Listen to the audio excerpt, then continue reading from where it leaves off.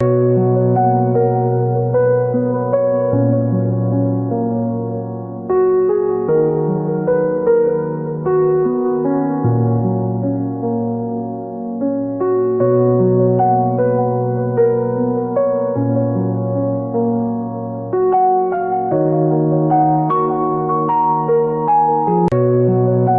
দুষ্টু পিঁপড়েগুলো আমাদের সমস্ত খাবার ধীরে ধীরে তাদের করে নিচ্ছে।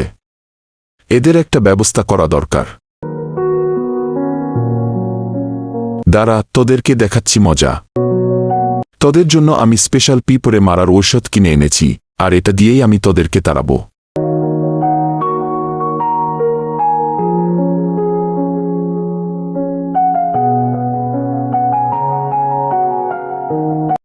এই নে, আমার পিঁপড়ে মারার ঔষধ দেওয়া হয়ে গেছে। এবার এসে দেখ তোদের কি হয়। এবার দেখব এই দুষ্টু পিঁপড়েরা কিভাবে আমার খাদ্যশস্য নিয়ে যায়।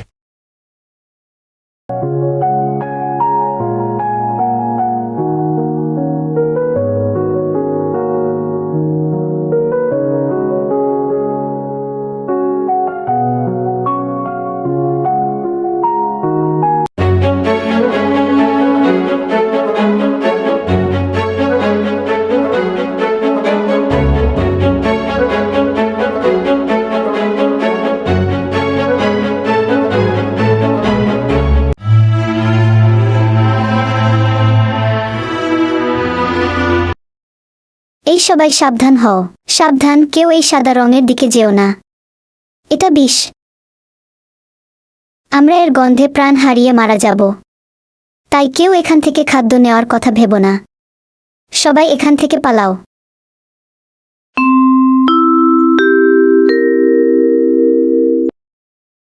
আমি খুবই দুঃখের সাথে জানাচ্ছি,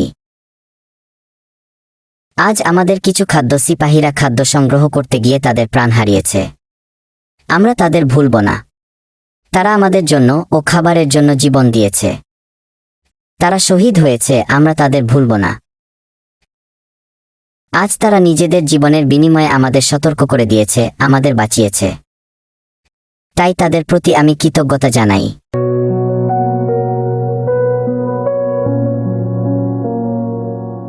সুপ্রিয় ভাই ও বোনেরা, বর্তমানে মানুষ জাতি খুবই বুদ্ধিমান আর চালাক ও দুষ্টু, কৃপণ, নিষ্ঠুর, হিংস্র হয়ে গেছে।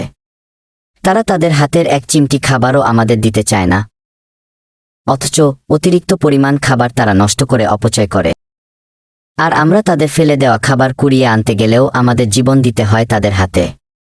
তাই আমাদের নতুন কোনো উপায় বের করে সিদ্ধান্ত নেওয়া উচিত, যেন খাবারের জন্য মানুষের হাতে জীবন দিতে না হয়।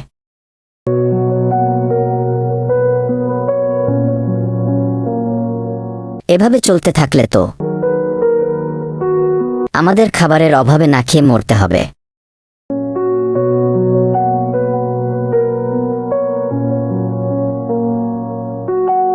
তাই আমাদের খাবারের জন্য নতুন কোনো উপায় বের করতে হবে।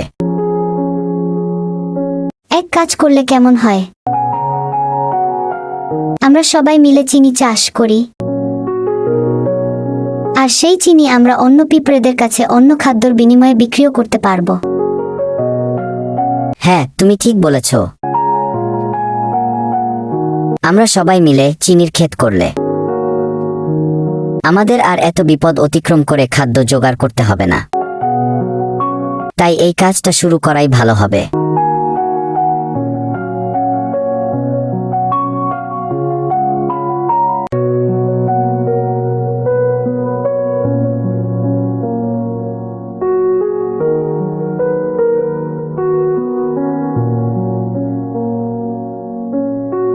কিন্তু কিভাবে চিনি চাষ করতে হয় তা তো আমাদের কারো জানা নেই।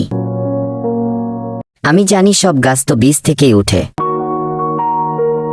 তাই আমাদের খাদ্য ভাণ্ডারে যে চিনিগুলো আছে তা আমাদের তৈরি করা ফসলের জমিতে বুনে দেব, আর সেখান থেকেই চিনি হবে। তাই সবাই তাড়াতাড়ি কাজে লেগে পড়ো।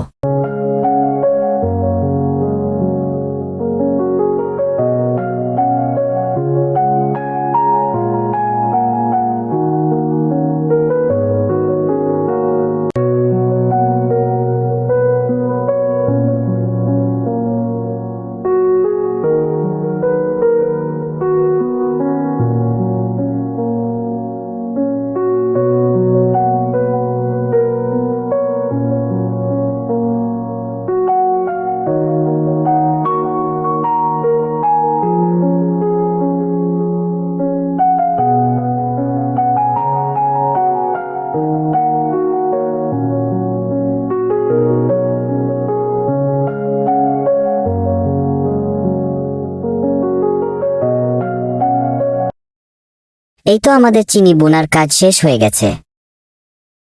এখন শুধু চিনি হওয়ার অপেক্ষা করতে হবে, তাহলেই চলবে।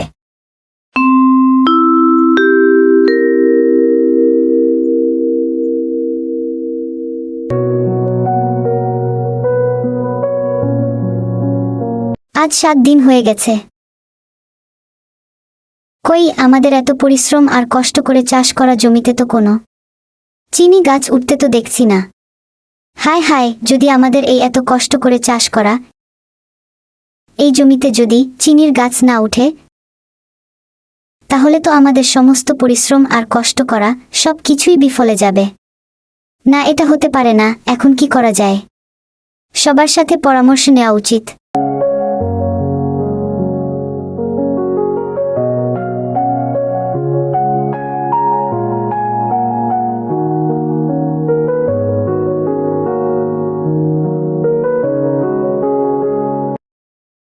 আজ 7 দিন হয়ে গেল, এখনো আমাদের চিনি গাছ উঠছে না। আর যদি না উঠে তাহলে তো আমাদের সমস্ত বুদ্ধি কাজ ও পরিশ্রম বিফলে যাবে। তো এখন কি করা যায়? এখন আমাদের একটাই করণীয় কাজ, আর সেটা হলো আল্লাহর কাছে সাহায্য চাওয়া। তিনিই একমাত্র সাহায্যকারী। তাই চলো আমরা সবাই মিলে ওনার কাছে বেশি করে চিনি চাই। হ্যাঁ, চলো আমরা সবাই খোলা আকাশের নিচে গিয়ে প্রার্থনা করি। হে সৃষ্টির স্রষ্টা, আমাদের লালন পালনকারী মালিক, তুমি আমাদের চাষ করা জমিতে চিনি দাও।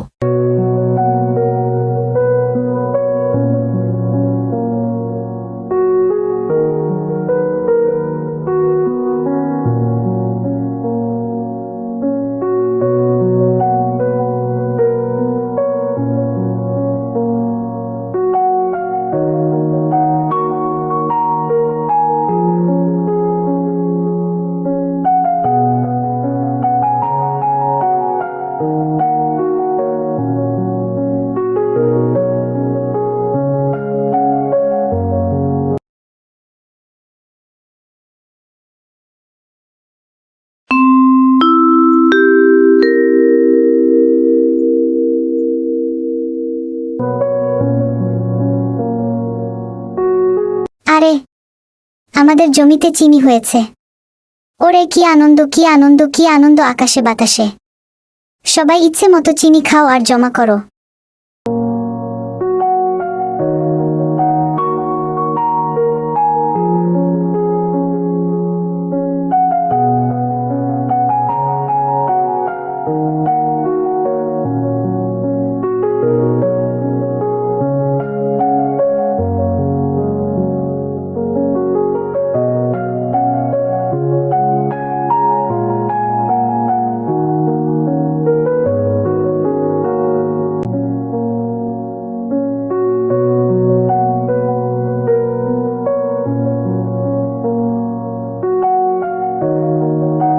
হাই সোনামণি, তোমাকেই বলছি, এখন আমাকে একটি লাইক দিয়ে সাবস্ক্রাইব লেখায় টাচ করো, তাহলে তুমি আমার বন্ধু হয়ে যাবে।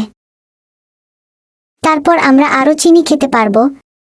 তোমাকে ধন্যবাদ বন্ধু, আজকের মতো বিদায়। ভালো থেকো আর মনোযোগ দিয়ে পড়ালেখা করো।